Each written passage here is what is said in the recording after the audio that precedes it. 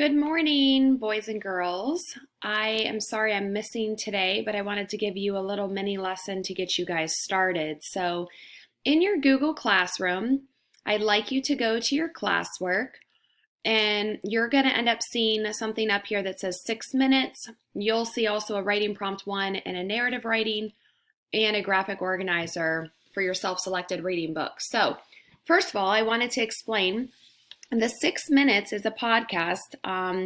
It is 6 minutes of a story being told out loud, and it's a bit of a mystery, and you're trying to uncover things. My son is in fifth grade and does this at his school and absolutely loves it. So I'm stealing the idea. I put the link on there, and actually I have all the episodes. I figured I'd let you guys kind of go through it at your own pace if you really love it. He's way ahead where he should be because he absolutely loves it. And I thought I'd end up making like a Padlet for you guys to kind of blog about it and keep it only about this podcast if you're into it. So that's what that is. You can do that only on your own time when you're done with everything, kind of like your daily 5 work that you guys might have if you were at school.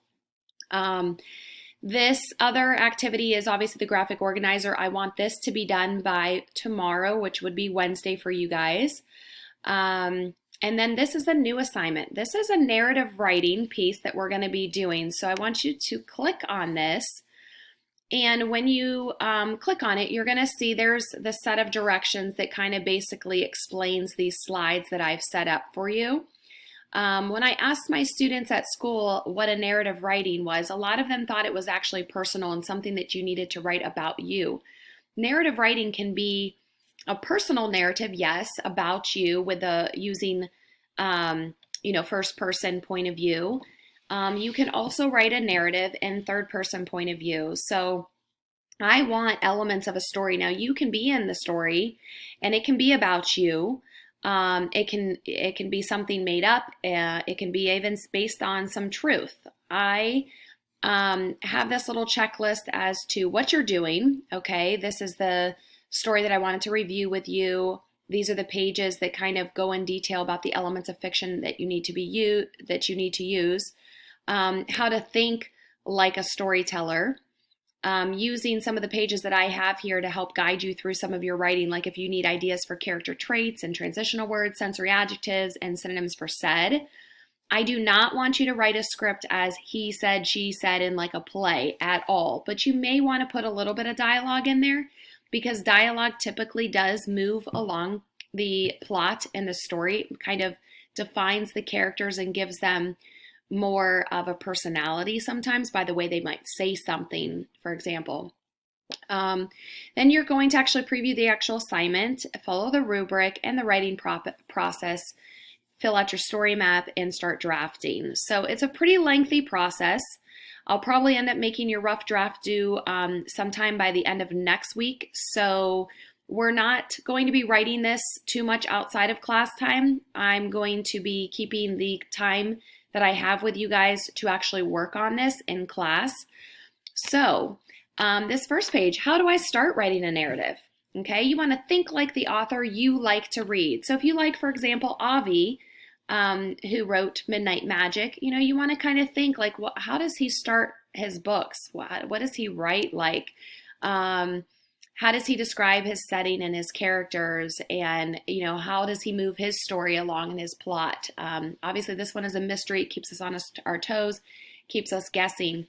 So first step you want to do is think about your organization. Okay, and I'm not going to read in detail all of this. I can let you guys go through it all. But do you want to start off with characters and setting and introduce that before you introduce your problem? And then go in chronological order. Characters do you want to use people, animals, or other beings? Make sure you describe them and give them a characterization with their personality, their feelings, and their actions. And then I actually gave you a paper down here, or a handout that talks about character traits, gives you some ideas and how you can describe your characters if you're kind of drawing a blank. Beginnings. Sometimes we're going to get that like writer's block and go, oh my gosh, I don't know how to begin, Ms. Derpka. What do I do?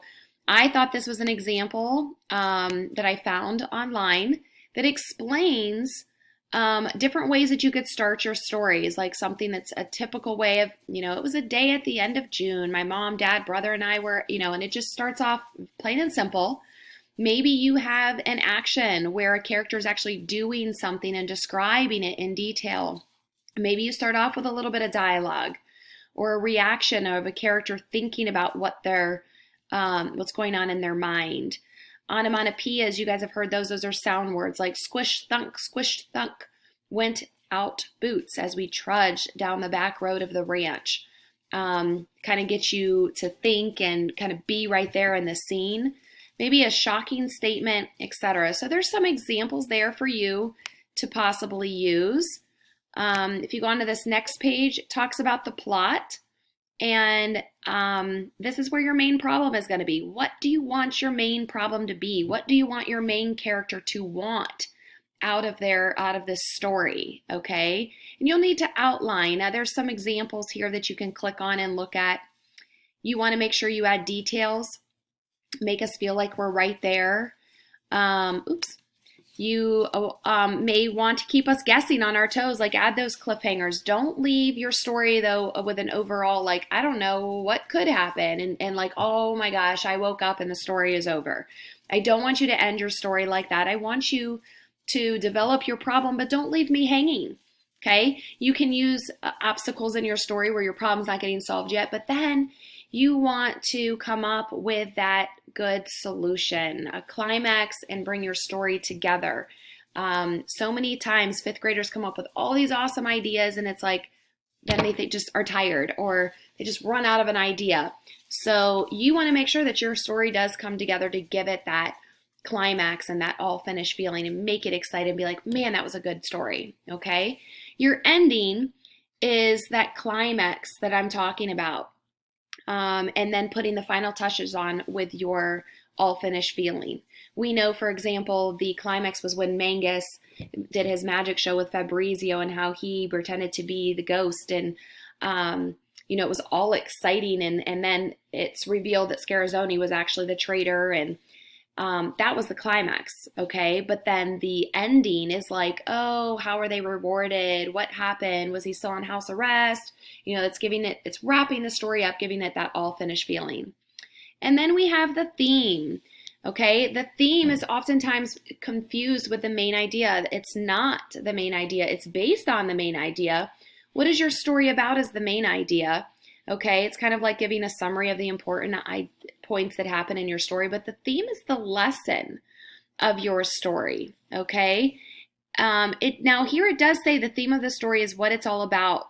Incorporate these ideas on teaching theme to improve your students' knowledge of theme in reading and writing.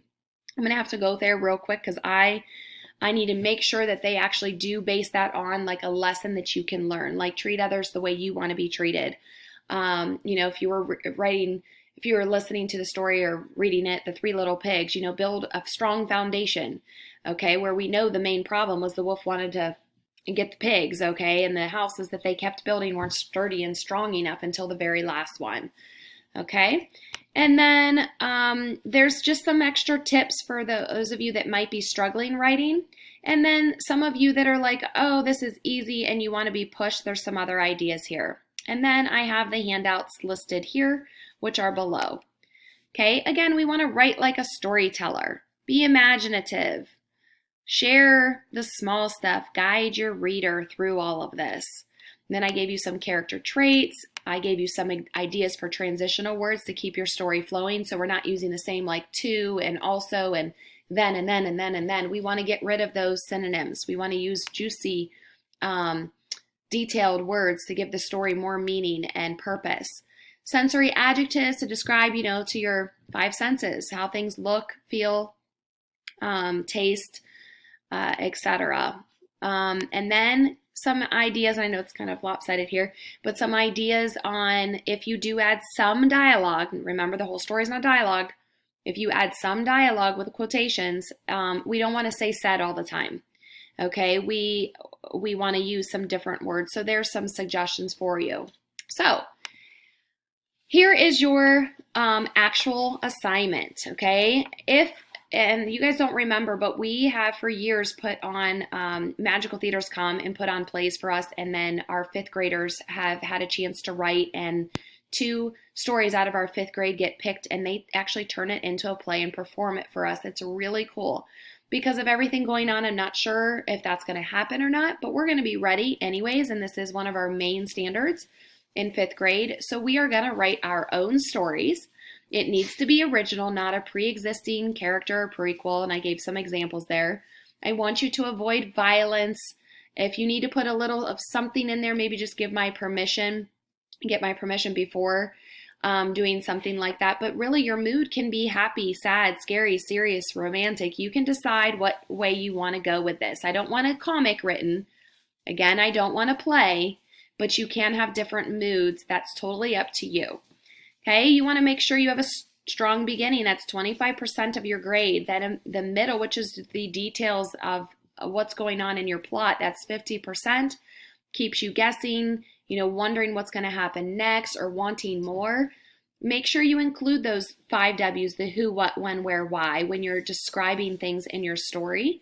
And you're concluding with a memorable ending. That's also 25% of your grade. So again, it's not, I just woke up and the story's over.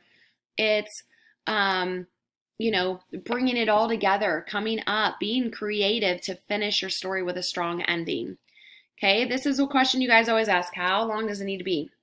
It needs to be 2 to 3 pages in length. All right, I did say front side only, but I did leave some space to write there. And obviously we are going to be typing these and turning them in that way.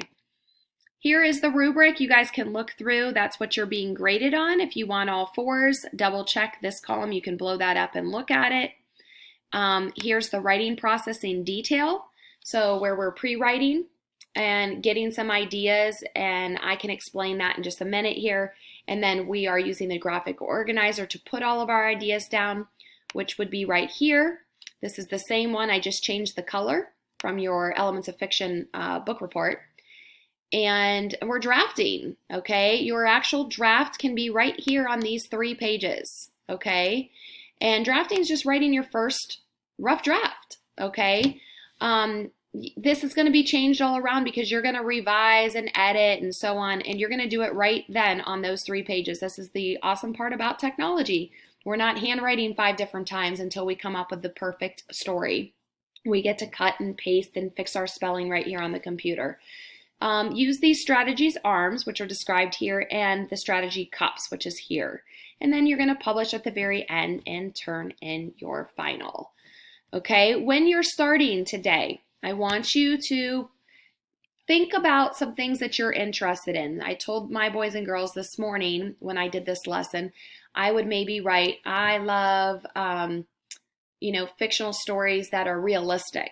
All right, I'm not so good at making up fantasy stories. Some kids are awesome at that. It's something I've never been that good at. So I would probably stick to a strength of mine unless I'm like, you know what, I'm going to go outside of the box and I'm going to try something new, But I would probably just start writing some of the things that I'm comfortable with. Like, for example, my family and friends are important to me. My faith is important to me. Volleyball is a hobby of mine that I love. And as I'm writing things down that I like, I might be like, you know what? I remember a time when I was in junior high and I tried to make it on this top elite volleyball team, and I was like on the 3rd team and I had to work my way up to the top. Maybe I want to base it on that. So right then and there, I have a problem that I come from this little tiny school nobody knows about, and I don't have like a lot of experience, but I do have heart and I have passion and I have work ethic. And maybe that's what my story can be based on. And I could either pretend to be somebody and make up a character's name, or it could be about me and use I. It could be about somebody else and I still want to write it in first person. It's totally up to you. Remember, third person is giving character names and he and she and they and so on. So once I have my ideas and I've brainstormed a list of things, and you guys can do that on regular paper, I want you to start putting this on a story map. Okay, and then that might be all you get done today. All right, and then you can start writing. So good luck. You're going to work on this today, work on your graphic organizer when you're done for your book report. You can get into the podcast if you have time later. but hopefully that covers everything.